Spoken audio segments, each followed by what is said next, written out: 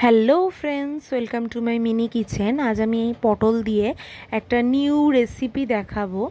তো এটা পটলের কোরমাও বলতে পারেন বা পটলের মহারানী যেটাকে বলে। তো আমি ফার্স্টেই এখানে একটা ব্যাটার রেডি করে নিচ্ছি। কর্নফ্লাওয়ার, ময়দা, নুন আর গোলমরিচের পাউডার, সানরাইজের গোলমরিচ পাউডার সমস্ত কিছু দিয়ে একটা মোটা থিক মতন ব্যাটার বানিয়ে নেব। এরপরে কড়াইতে তেল গরম করতে দিয়ে দেবো। দিয়ে আমি একটা পটলকে 4 টুকরো করে কেটে রেখেছিলাম। এটা কিন্তু ডিপ ফ্রাই হবে। ওই ব্যাটারটায় চুবিয়ে আমাকে কিন্তু ভেজে নিতে হবে সব কটা পটলকে। খুবই টেস্টি হয় খেতে। বাড়িতে অতি অবশ্যই একবার ট্রাই করে আমাকে জানাবেন কেমন লাগলো। এটা রুটি বা পরাটার সাথে খুবই ভালো লাগবে। তার সাথে চাউমিন বা যে কোনো ডিনার রেসিপির সাথে কিন্তু এটা বেশি ভালো লাগবে। ভাতের সাথেও ভালো লাগবে। এটা কিন্তু ফ্রাই অবস্থাতেও আপনারা ট্রাই করতে পারেন। তার সাথে আমি এখানে গ্রেভিও করে দেখাবো। তো আমার এখানে এটা ফ্রাই হয়ে গেছে ভালো মতো। তো আমি এটাকে তুলে নিচ্ছি।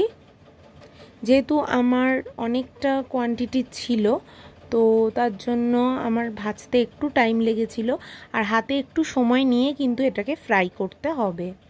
খুবই টেস্টি হয়েছিল খেতে। দ্বিতীয়বারেও আমি একইভাবে পটলগুলো ব্যাটারে মাখিয়ে মাখিয়ে ভেজে নেব।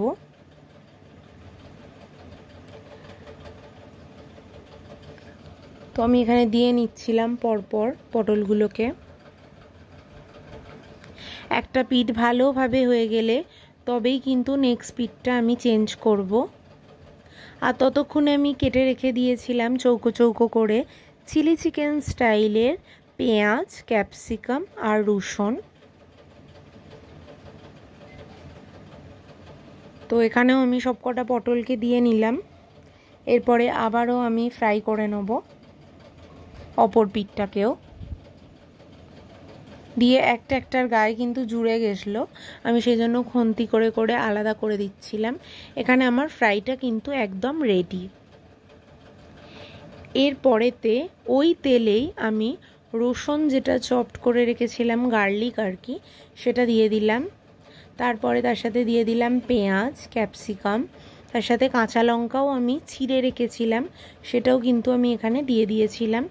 একটু ভালোভাবে টস করে নেব। পেঁয়াজটা বা ক্যাপসিকামটা খুব সেদ্ধ হওয়ার দরকার নেই, একটু ভালোভাবে টস করে নিতে হবে যাতে পেঁয়াজের কালারটা আর ক্যাপসিকামের কালারটাও চেঞ্জ হয়ে যায়। তারপরে আমি দিয়ে দিলাম এখানে কিষানের টমেটো সস। তার সাথে আমি দিয়ে দেবো সয়া সস, ভিনিগার। এই যে আমি এখানে ডার্ক সয়া সসটা দিয়ে নিচ্ছিলাম। ভিনিগারও অ্যাড করে দিলাম। তার সাথে ধনে পাতাও এখানে কিন্তু আমি সামান্য অ্যাড করে দিয়েছিলাম। যারা যারা ধনে পাতার স্মেলটা অতটা পছন্দ করেন না তারা কিন্তু স্কিপও করে যেতে পারেন। এবার সমস্ত কিছু দিয়ে আমি কিন্তু ভালোভাবে নাড়িয়ে নেব। আমরা যেহেতু ঝালটা একটুখানি বেশি চাইছিলাম, সেই জন্য আরও চিড়ে কাঁচা লঙ্কাও আমি এখানে অ্যাড করে দিলাম। আর তার সাথে সামান্য চিনি অ্যাড করে দিয়েছিলাম। আর দিয়ে দিয়েছিলাম সামান্য আজিনা মটর। আজিনা মটরটা কিন্তু পুরোপুরি অপশনাল, কেউ যদি চাইছেন না দিতে এটা কিন্তু নাও দিতে পারেন, টেস্টে কিন্তু কোনো তফাৎ আসবে না। আর আমি একটা বাটিতে কর্নফ্লাওয়ারটাকে গুলে রেখে দিয়েছিলাম, তো সেটাও আমি এখানে অ্যাড করে দিলাম। অনেকেই আজিনা মটরটা খেতে পছন্দ করেন না, তো ওটা কিন্তু স্কিপ করে যেতেই পারেন।